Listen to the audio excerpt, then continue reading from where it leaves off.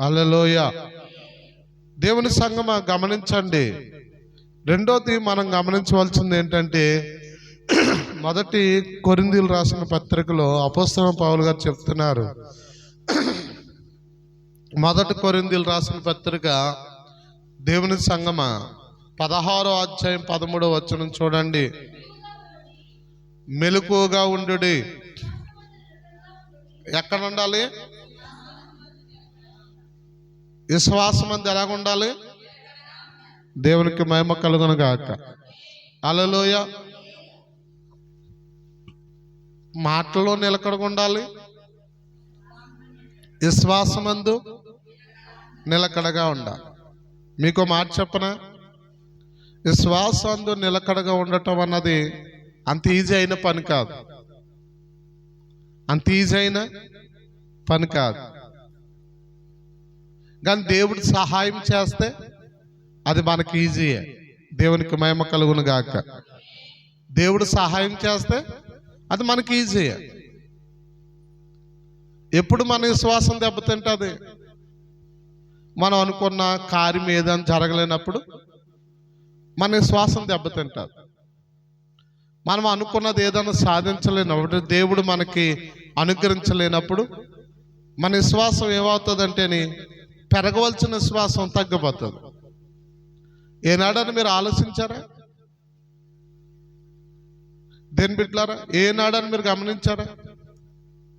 దేవుడు ఏమిచ్చినా ఇవ్వకపోయినా, దేవుడు ఏమిచ్చినా ఇవ్వకపోయినా నేను విశ్వాసంలో ఎదగతా ఉండాలి, విశ్వాసంలో నిలకడగా ఉండాలి, విశ్వాస జీవితాన్ని కోల్పోకూడదు అన్న ఆలోచన మీకు వచ్చింది ఎప్పుడైనా? ఎప్పుడైనా విశ్వాసంలో నిలకడగా ఉండటానికి ఇష్టపడ్డారా? ప్రయత్నించారా? ప్రయాసపడ్డారా? ఏనాడని ఎలాగైనా ప్రార్థించారా? తండ్రి, నేను అడిగింది నాకు నువ్వు ఇవ్వకపోయినా కానీ నేను విశ్వాసంలో పడిపోకుండా నాకు సహాయం చేయమని ప్రార్థించారా? స్తోత్రం చెప్పండి. రెండు చేతులు ఆకాశం వైపు ఎత్తి గంభీరంగా.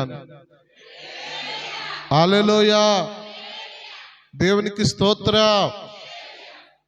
మీకు మాట చెప్పనా? మంచి మాట చెప్పనా? దేవుడు ఇచ్చినాను ఇవ్వకపోయినాను మన విశ్వాసం మనం పాడు చేసుకోకూడదు. దేవుడు ఇచ్చేవాడే కానీ ఇవ్వనివాడైతే కాదు. దేవుడు ఇచ్చేవాడే, ఇవ్వనివాడైతే కాదు. ఒకవేళ మనం అడిగే దాంట్లో ఏదైనా కీడు ఉంటే, ఒకవేళ మనం అడిగే దాంట్లో మనకి ఏదో నష్టం ఉంటే, అది మనకు తెలియకుండా నష్టం ఉంటే దేవుడు దాన్ని ఇవ్వడు. ఎందుకని? దాని ద్వారా నువ్వు నష్టపోతున్నావు. చెప్పండి. దాని ద్వారా నువ్వు నష్టపోతావు, నీకు తెలియదు. అప్పుడే ఏం చేయాలో తెలుసా? మన విశ్వాసం ఇలా ఖచ్చితంగా నిలకడగా ఉండాలి. ఓహో, ఇవ్వలేదు, నా దేవుడు ఇవ్వలేదు అంటే దాని ద్వారా ఏదో నాకు కీడు ఉందో, లేకపోతే నాకు అది మేలు కాదో, లేకపోతే నాకు అది ఆశీర్వాదం కాదో అని నీ మనసు నువ్వేం చేయాలో తెలుసా? నిలకడగా విశ్వాసంలో ఉంచుకోవాలి. దేవునికి మహిమ కలుగును గాక. ఈరోజు అలా లేదు క్రైస్తవులు. నేను ప్రార్థించాను, సంఘంలో పాస్టర్ గారు ప్రార్థించారు, సంఘం అంతా ప్రార్థించారు, నేను ప్రార్థించాను, మా కుటుంబస్తులు ప్రార్థించారు, అయినా దేవుడు ఇవ్వలేదు అని చెప్పి ఏదో దేని బిడ్డలారా వెనక జీవితానికి ఇష్టపడుతున్నారు. కానీ చెప్పండి, ఇచ్చినా ఇవ్వకపోయినా ఏం పర్వాలేదు, నా దేవుడు నాకు ఆయనకు తెలుసు, ఏ సమయాన్ని నాకు ఏమి ఇవ్వాలో ఆయనకు తెలుసు, ఆయన ఇచ్చేవాడై ఉన్నాడనే సంతోషంతో విశ్వాసంలో ఎదరికెళ్ళేవారు ఉన్నారా? నిలకడగా ఉన్నారా? చూసారా? అప్పుడప్పుడు కొంతమంది కొన్ని విధాల దేని బిడ్డలారా మాట్లాడుతూ ఉంటారు. ఏవండి అయ్యగారు, ఎన్నో ప్రార్థనలు చేస్తున్నాను, ఈ కార్యం జరగట్లేదండి అంటే ఏమొచ్చేసింది? మీకు తెలియకుండా వచ్చేసింది అల్ప విశ్వాసం. దేవుడు మనకి ఏది ఇచ్చినా ఇవ్వకపోయినా చెప్పండి, అంతా ఆయన చిత్తమే మన జీవితంలో జరుగును గాక. హల్లెలూయా.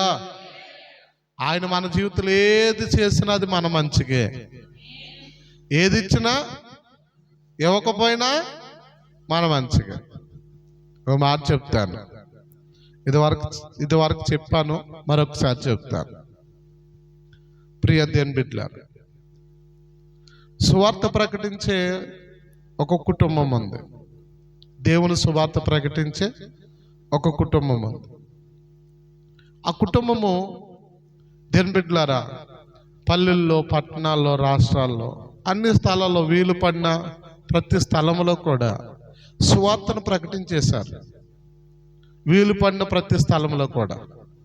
ఇంకా వారు టార్గెట్ చేసుకున్నారు ఏంటంటే వాడలో ప్రయాణం చేసే వారికి సువార్తను ప్రకటించాలి. ఈ టార్గెట్ పూర్తయిపోతే వాళ్ళకి అన్ని టార్గెట్లు పూర్తయిపోయినట్టే. అయితే వాడలో ప్రయాణం చేసే వారికి సువార్త ప్రకటించాలని చెప్పి వాడ టిక్కెట్లు తీసేసుకున్నారు. దేవుని సంగమా, వాడ టిక్కెట్లు తీసేసుకున్నారు.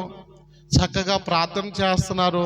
తండ్రి, పలానా వాళ్ళు మేము ప్రయాణం చేస్తూ అయ్యా సువార్త ప్రకటించడానికి ఇష్టపడుతున్నాము, మీ సహాయం మాకు ఇవ్వండి అని ప్రార్థన చేస్తున్నారు. ఎదురు చూస్తా ఉన్నారు. ఆ రోజు వచ్చింది. ఏ రోజు వచ్చింది? వాడ మీద ప్రయాణం చేయటానికి వెళ్ళే రోజు వచ్చింది. ఇంట్లోంచి ప్రార్థన చేసుకుని బయలుదేరారు. దేని బిడ్డలారా కారు తీసుకున్నారు, చక్కగా వెళ్తున్నారు. మార్గ మధ్యలోకి వెళ్ళాడు, కారు ఆగిపోయింది. ప్రియ దేవుని సంగమా, కారు ఆగిపోతే ఆ డ్రైవర్ చూసి అయ్యా మెకానిక్ని తీసుకొస్తానని చెప్పి అన్నీ చేసి చూసేటప్పటికి మరలా కారు స్టార్ట్ అయ్యేటప్పటికి లేట్ అయిపోయింది. మరలా కారు స్టార్ట్ అయిన తర్వాత తిరిగి వెళ్ళేటప్పటికి అక్కడ వాడెళ్ళిపోయింది. ఏమైపోయింది చెప్పండి? వాడెళ్ళిపోయింది. చెప్పండి, ఎప్పుడైతే వాడెళ్ళిపోయిందో అప్పుడు మరలా వెనక్కి తిరిగి వచ్చేసి తండ్రి నీ చిత్తం ఏమై ఉందో చూడండి, నీ చిత్తం ఏమై ఉందో. మేము ఆశించాము వాడలో సువార్త ప్రకటించాలని, మేము ఆశ కలిగి ఉన్నాము, కానీ నీ చిత్తం ఏమై ఉందో అని చెప్పి దేని బిడ్డలారా ప్రార్థన చేసుకుంటా ఉంటే ఆ రెండో రోజు దేని బిడ్డలారా వార్తలు చూసే సమయంలో పలానా రోజుని పలానా సమయాన బయలుదేరిన వాడ మార్గ మధ్యలో అపాయానికి గురైపోయిందని చెప్పి వార్తలు వచ్చాయి. దేవుని సంగమం, నేను ఎందుకు ఈ మాట చెప్తున్నా అంటే తన బిడ్డలకి ఏది చేసినా దేవుడు మంచిదే చేస్తాడు. గట్టిగా ఆమేనని చెప్పలేదు. తన బిడ్డలకి ఏది చేసినా మంచే చేస్తాడు. చెప్పండి, ఓ తండ్రి తన కొడుకు ఏమైనా కీడు చేస్తాడా, చెడు చేస్తాడా? బైబిల్లో ఏమని రాయబడ్డది చెప్పండి? ఒక తండ్రిని ఒక కొడుకు వచ్చి నానా నాకు రొట్టె కావాలంటే రాతనిస్తాడా? చెప్పండి అమ్మా, రాతనిస్తాడా? నాయన ఇదే రొట్టె తినేరని రాయట్టుకొచ్చి ఇచ్చేస్తాడా? లేదు కదా. రొట్టెని అడిగితే రొట్టెని ఇస్తాడు. చేపను అడిగితే పాముని ఇస్తాడా? చెప్పండి, చేపనే ఇస్తాడు. మరి అడిగి మనం ఏదైతే అడిగామో అదే ఇస్తాడంట. అయితే మీరు నా మాటను మీరు బాగా గమనించాలి ప్రియ దేవుని సంగమా. దేవుడు ఇచ్చాడు అంటే అది మంచిదే. ఒకవేళ దేవుడు ఆలస్యం చేస్తున్నాడంటే అది మన మంచికే. ఒకవేళ అది ఇవ్వకుండా దాచిపెట్టాడు అంటే అది కూడా మన మంచికే. గట్టిగా స్తోత్రం చెప్పండి ఒకసారి. హల్లెలూయా. అందుకు ఒక భక్తుడు అన్నాడు కదా, నేనేమై ఉన్నాను నీ దయ వలనేనయ్యా,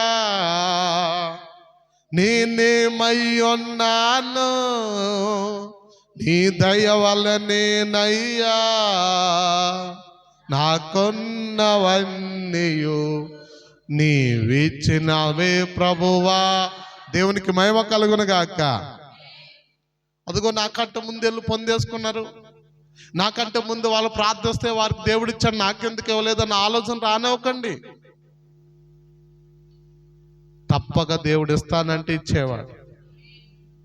అందుకని విశ్వాసంలో మాత్రము చెప్పండి, ఈ కార్యం జరగలేదు, ఆ కార్యం జరగలేదు, అనుకోవడం లేట్ అయిపోతుంది, నాకు ఈ రోగం తగ్గలేదు, ఈ బలహీనత పోలేదు, నేను అనుకున్నది సాధించలేదు, ఎందుకు ఇంకా అని చెప్పి విశ్వాసంలో పడిపోకండి. నిలకడగా ఉండండి. హల్లెలూయా. నిలకడగా ఉండండి. ఈ వాక్యం మీకు ఆశీర్వాదకరంగా ఉన్నట్లయితే Please like, share, and subscribe.